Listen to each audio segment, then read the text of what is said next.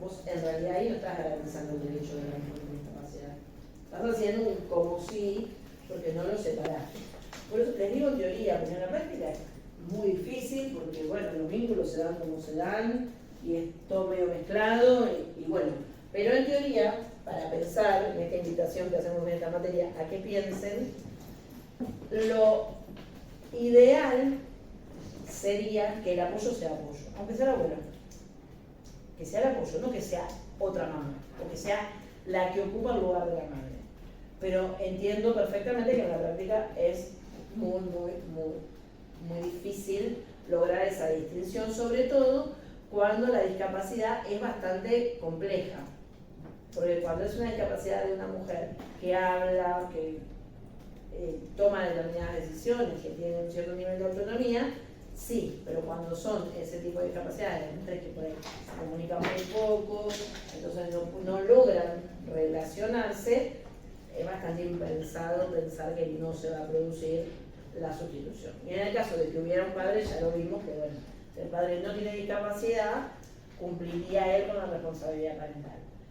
Y si el padre tiene discapacidad, es la misma situación, solo que hay que ver si hay apoyos de los dos lados o de uno de los dos lados. Entonces, se va equilibrando.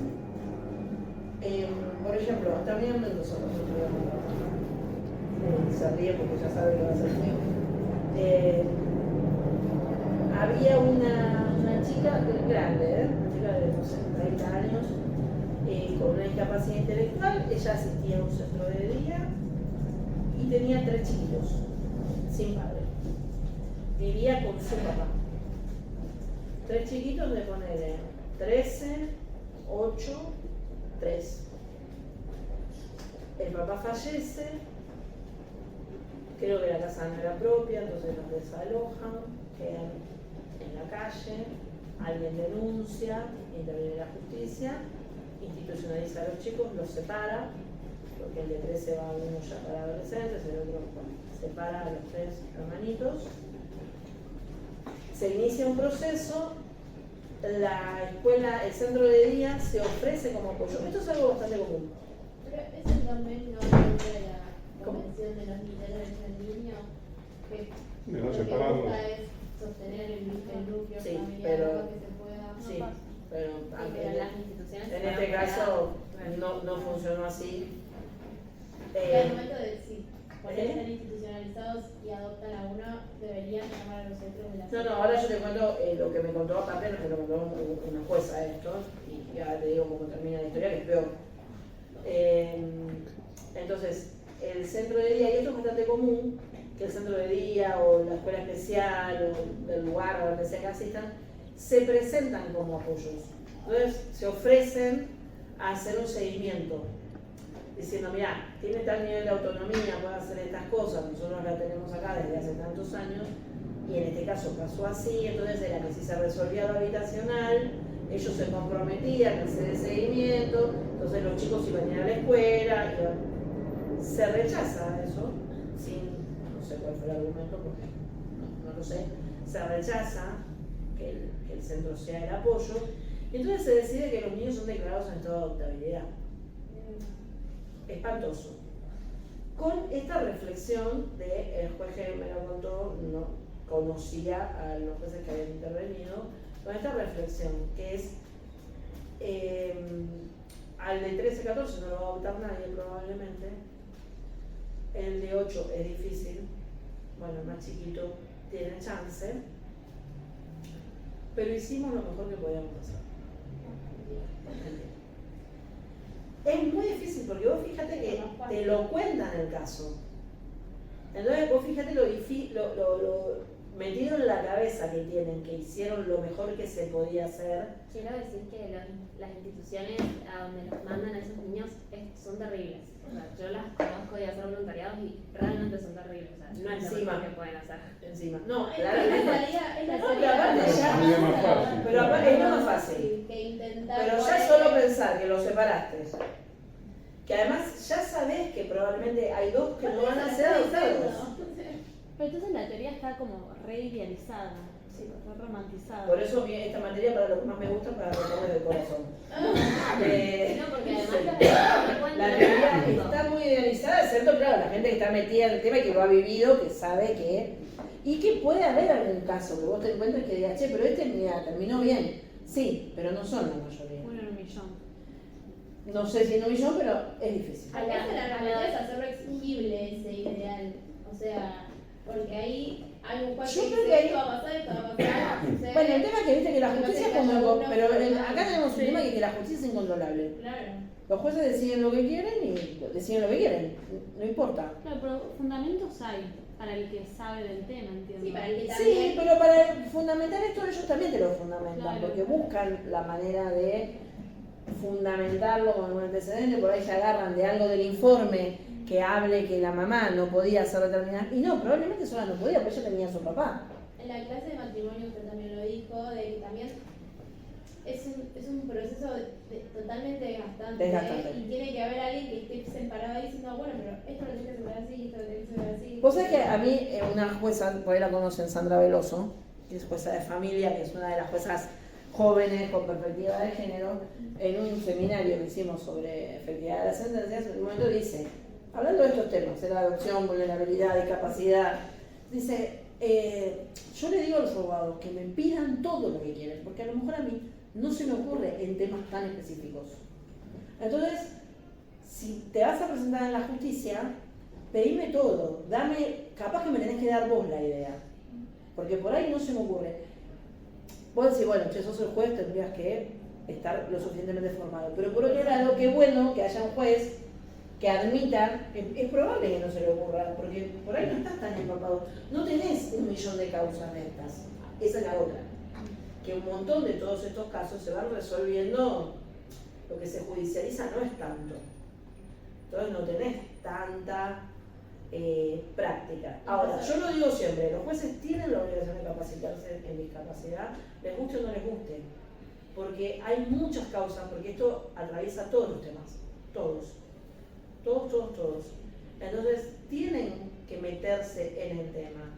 Porque el caso de esta chica que tenía un nivel de autonomía relativo y tenía un centro de día que se ofrecía como apoyo, si ellos hubieran dicho, bueno, le conseguimos una casa y le damos un subsidio económico y el centro de día está presente, y bueno, y por ahí después con el tiempo te buscas un asistente por los chicos, ¿cómo vas a pensar que la mejor solución es separar a los hermanos y darlos en adopción?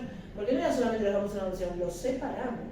Bueno, aparte, el más grande tiene 13 años, o sea, ya está Muy difícil. llegando a una etapa en la que esos 13 años vivió con ella, y el problema acá no pasa tanto por su capacidad, su condición, sino una cuestión material, exactamente, o sea, no tiene un lugar donde vivir con No su tiene lugar donde familia. vivir. Entonces, ahí es donde se nota más que nada, no solo la falta de capacitación, también un poco de sensibilidad, prejuicio, por supuesto, porque hay una cosa de no va a poder. Entonces vos para salir del no va a poder, y te tenés que informar, porque es re fácil pensar no va a poder. Es lo más fácil.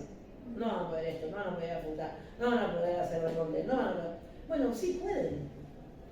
Todos pueden y algunos no pueden, qué sé yo, algunos no. Algunos por ahí no pueden hacer deporte. Bueno, pero a lo mejor pueden hacer otras cosas. Hay discapacidades en las que estos casos que vimos excepcionales, de la declaración de incapacidad, de la curatela, bueno, sí, hay. Pero todo lo otro que está en el medio, que es un montón, y no sé si no es la mayoría, tenés que, aparte de ser creativo, vos puedes pensarlo, pensar una alternativa que no sea tan restrictiva. Bueno, ese caso de Mendoza se resolvió así. Si ustedes leen los casos del artículo, bueno, uno es el de la Corte que por lo menos intentó, en el caso que se llega a la Corte, se intentó evitar el estado de adoptabilidad, entonces ella había sido paciente del hospital Moyano, el Moyano se comprometió a hacerle seguimiento médico, se hizo un tratamiento, se tomaron todas las medidas, entonces ahí es donde viene esto de agotar todas las medidas, realizar los ajustes razonables que sean necesarios. Pero después van a ver ahí, hay un caso de Salta, este es como el otro extremo, es un caso de Salta, una trabajadora social va a hacer un informe a una casa por X tema y se encuentra con que hay una mujer con discapacidad que tiene una hija de 10 años, 9 años, que es maltratada en forma física, verbal, porque ella, además de tener una discapacidad mental, que creo que era esquizofrenia, era alcohólica. Bueno, la trabajadora social hace un informe, se hace una denuncia, entonces se separa a la nena de ese entorno y se comienza un trabajo de revinculación. Pasa que el trabajo de revinculación llevó como 5 años fracasando reiteradas veces. ¿Qué era? Que la nena decía, yo no quiero estar con ella, porque con ella la pasé mal, y la madre no adhería a ningún tratamiento y no manifestaba ningún interés. Y se insistió hasta que la nena tuvo 13 años. O sea, las chances de ser adoptada de esa nenita habían bajado muchísimo. Es adoptada. Logra que una familia la adopte. Entonces, ¿qué dicen los jueces en la sentencia? Es como medio insólito todo, a mí me da como, no sé. Se los cuento y digo, los jueces en esa sentencia de ese proceso que tardó 5 o más, dicen, ojo con la razonabilidad de los tiempos, la razonabilidad de los plazos. Porque está bien intentar la revinculación, pero si en pos de la revinculación vos le estás perjudicando el derecho de esa niña de acceder a una familia que durante 5 años estuvo boyando entre hogares en guarda, institucionalizada, una familia tenía la guarda y ella no quiso ser adoptada por esa familia. ¿Qué pasó con esa nena esos 5 años que estuvo en suspenso? Entonces, ojo, pero lo dicen ellos mismos, que esos procesos tardan 5, 10, 15 años. Ojo con la razonabilidad de los plazos. Y acá les agrego un factor a todo lo que venimos hablando, ¿no? Capacitación, falta de prejuicio, sensibilidad, empatía, tiempo. El tiempo en la vida de los niños es clave. Primero porque el tiempo pasa muy rápido, ya lo sabemos como todos. Pero no, porque es clave, porque vos empezás un proceso cuando tenés un nene de 2 años, de golpe ese nene tiene 8. No de golpe, pasaron 6 años con ese niño en un proceso en el que no decidiste si se va a quedar con la madre, con el padre, con la abuela, si lo vas a dar en adopción. Entonces, ojo, porque el código fija plazos, pero los plazos que tiene la justicia no los cumple y además, ¿a quién le va a hacer reclamar? Che, señor juez, usted me tendría que haber respondido hace 2 meses atrás. Imaginarles en un bollo, ahora ni siquiera te borran el envío. No tenés cómo reclamar. Entonces, pero ojo, porque el factor tiempo, todo lo que tiene que ver con niños sobre todo, es importante en todas las causas que veamos en esta facultad, pero cuando hay niños, cobran una vital importancia. Porque de golpe esta nena llegó a los 13 años, tuvo suerte porque finalmente la adoptan, pero podría haber salido mal. O sea, podría haber salido peor que esos 5 años que estuvo yendo a encuentros con una madre para revincularse cuando ni ella ni la madre querían. Y cuando además cada encuentro salía peor que el otro. Aparte la exposición constante de esa niña. Tremendo. Es muy cruel, es muy cruel. El apoyo psicológico. Muy cruel. Bueno, a lo mejor tuvo contención psicológica, hay operadores de la justicia que trabajan muy bien. Todos están desbordados, ¿viste? La provincia, con la que hable el lugar, están todos desbordados. Pero bueno, yo creo que algo de contención esperemos haya tenido. Después hay otro caso que me da más risa, que es uno de Gualeguaychú, que también se dicta un estado de adoptabilidad de un nene. Entonces los jueces en la sentencia dicen que si esa mujer hubiera tenido los apoyos necesarios del Estado, se hubiera podido evitar el estado de adoptabilidad, como si los jueces y el Estado fueran dos cosas completamente distintas. Totalmente, sí. Te toman el pelo, no me digas, te toman el pelo. Y aclaran algo que está bueno, que es que no se puede hacer un listado taxativo de cuáles son los apoyos que debería dar el Estado, sino que hay que determinarlos en cada caso. Y que van a ser similares en todos, porque más o menos necesitan todo lo mismo. Puede ser que alguno en una cuestión de salud requiera por ahí un poco más, no sé, si me necesito una cama ortopédica, por poner un ejemplo, o alguien que vaya todos los días a darle una medicación, pero en general todos necesitan lo mismo, un sueldo, una casa, un asistente, más o menos con eso, algo básico, y acceder a prestaciones de salud, obvio. Pero igual, como para que no nos sintamos tan mal, porque yo les conté un caso de Salma, un caso de Gualeguaychú, les voy a contar un caso de Londres que es peor. Como para cerrar, total no es viernes, ni jueves, así que. Por ahí lo vieron en alguno de los textos, el de Azafata. La azafata italiana, que era bipolar, que está embarazada, no sé por qué tiene la mala idea de estando embarazada quedarse en Londres, hacer un curso de no sé qué cosa, y como el embarazo estaba avanzado, suspendió la medicación. Al suspender la medicación tiene un brote, creo que en un negocio, comprando algo, tiene un brote. Tiene el brote psicótico, viene la ambulancia, le aplican la ley de salud mental británica, que parece que es bravísima. Vamos a aclarar esto, Gran Bretaña sí adhiere a convenciones, sí adscribe a la Convención de las Personas con Discapacidad y pasó esto. Tiene una ley de salud mental muy rígida, entonces la internan, la tienen unos días, ella ya está en el final de su embarazo, la inducen al parto, nace el niño, o niño, no me acuerdo ahora, nace el niño, e inmediatamente que nace se lo sacan y lo ponen en garra y se lo dan a un matrimonio con fines de adopción. Ella es italiana, que tiene familia en Italia, entonces sus padres inmediatamente ponen un abogado pidiendo la guarda del niño. Se lo negaron. Ella tenía una pareja que no iba a prosperar en este caso porque era una persona, un senegalés que estaba ilegal en Italia, por lo tanto era mejor nombrarlo para este caso. Y ahí empezó una sucesión de apelaciones donde la justicia británica se mantuvo inflexible, diciendo un argumento discutible, que es que no podían entregarle al niño porque no se podía garantizar que ella no volviera a tener un brote psicótico. ¿Cuándo? Igual hay un montón de cosas que no se pueden garantizar, ¿verdad? Pero ella era azafata, o sea, que ella tomando la medicación tenía una vida absolutamente normal, estaba encerrada dentro de un avión.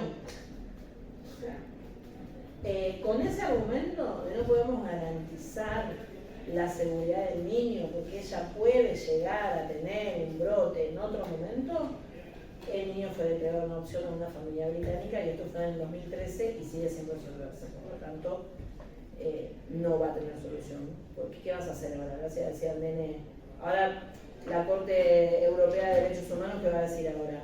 Che, vení, no sé, John, en realidad te llamas Giovanni, y, o sea, y esta es tu mamá, y no, ya está. Es algo que, con mucha suerte, si ese chico sabe su historia, que supongo que lo sabe porque es un caso que en Europa es bastante conocido, cuando sea grande, a lo mejor puede vincularse con su mamá, pero no va a ser su mamá, porque su familia, su crianza, su educación es en Inglaterra. Él tendría que ser italiano, tener otra cultura, tener un papá africano, otro tipo de familia. Eso que se rompe ahí no se reconstruye más, no se recupera. No se recupera. Todo ese tiempo, o sea, ella perdió toda la vida de su hijo. Yo creo que ella ya ni siquiera reclama. No hay muchas, Alessandra Pacelli creo que se llama, no hay mucha información. Lo último que yo encontré era que se había mudado a Los Ángeles, que había tenido 2 hijos más y que no hablaba del tema. Pero piensen, si un día ese chico reconstruye su historia, ¿qué quiere saber? No sé cómo es la ley de adopción en Inglaterra, no sé si lo cuentan o no lo cuentan, pero imagínate lo difícil que tiene que ser procesar eso de que en realidad a tu mamá te sacaron de los brazos de tu mamá y arbitrariamente, ¿qué decía? Y arbitrariamente, con un criterio totalmente restrictivo, dijeron no, te damos una opción y cambiamos completamente tu historia. porque la historia de ese nene era que la mamá lo tuviera, se tomaba un avión, se iba a Roma y vivía en Italia con ella y el papá. Es otra historia. Entonces, tiene un impacto trascendental. Estamos hablando de primer mundo, supuestamente leyes, creemos nosotros, mejores que las que tenemos, pero esta es muy escandalosa. Y bueno, y la Corte Europea, igual que la Corte Interamericana, se toman 20 años para resolver los casos, no tiene sentido. Si la Corte Europea en algún momento resuelve este caso, no va a servir de nada, sinceramente. No tiene arreglo. Así que bueno, si no esté contento. Profe, tengo una duda con respecto al trabajo práctico, porque la otra profe dijo que nos metimos con el tema de adoptabilidad cuando no se pedía. No la adoptabilidad, la adopción. La adopción, pero uno de los capítulos de la bibliografía obligatoria era adopción. Entonces, Pero el trabajo es sobre responsabilidad. no, sí, eso sí, pero no. Okay. Eso es. A ver. Por eso. ¿Alguna duda? Igual después nos vemos. Y después vamos a seguir terminando con alguna noticia buena. No creo.